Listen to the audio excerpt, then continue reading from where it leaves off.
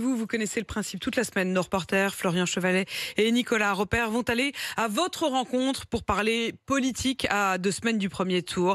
D'ici le premier tour, je recevrai chaque candidat à l'élection présidentielle dans un nouveau format d'interview. Question de confiance, c'est à 8h30 sur RMC. Et ce matin, je reçois Valérie Pécresse pour une interview événement où il sera largement question de son programme. Mais justement, que savent les Français du programme de la candidate LR et qu'en pense-t-il? Nicolas Roper et Florian Chevalet ont posé la question. Reportage à la table du Café de la Bourse à Agen. Bonjour. Christian Fédélich, jeune retraité. Je ne sais pas si j'irai au premier tour.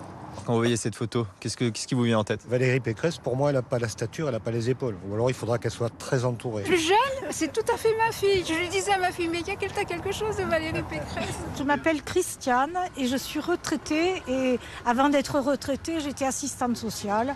Un métier passionnant. Je suis très embarrassée, je vais voter blanc. Je suis Fizel Bruno, manager au Café de la Bourse et qui votera, comme aux dernières élections, Macron. Voilà. Et là, alors, vous avez le programme de Valérie Pécresse dans les mains, la candidate LR. Qu'est-ce que vous en pensez? Je vois 20 000 places de prison supplémentaires pour garantir l'exécution des peines. Mais moi, j'y ai bossé 40 ans dans les prisons. On n'a pas arrêté de construire des prisons. Parce que plus on ouvre des places, et plus les magistrats enferment des gens. Donc on a quand même créé des peines de substitution. Il faudrait peut-être les mettre en place. Le bracelet électronique, c'est pas que pour les hommes politiques. C'est pas une solution d'ouvrir des places de prison en plus? C'est pas une solution d'enfermer certaines personnes, c'est sûr. Parce qu'on va les couper de leur lien social, peut-être de leur travail, de leur famille. Et le mec, quand il sort, il a tout perdu. Et qu'est-ce qu'il va faire?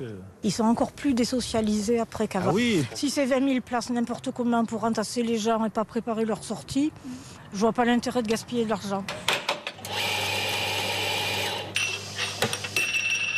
Des polices municipales armées et obligatoires dans les villes de plus de 5000 habitants, quoi. Quel intérêt, quel intérêt? Jamais un municipal ne sortira une arme de poing. Agen, la police municipale, elle est armée. Bien sûr. Là, on est dans la répression. On est vraiment dans le coup de poing. On n'est pas dans la prévention. C'est déshumanisé tout ça. On tombe systématiquement dans un rapport de force. Le retour d'expérience ici à Agen. Il n'y a pas eu de bavure. Je crois pas qu'ils tirent tellement ici. Hein. Non. Peut-être qu'ils savent pas, je sais pas. Mais ça vous rassure pas, vous? Si, utile, dissuasif peut-être. Non, Dissuasif peut-être. Si un jour, pour sa propre sécurité, ils doivent faire usage de leurs armes, ils auront une arme. Salut Michel.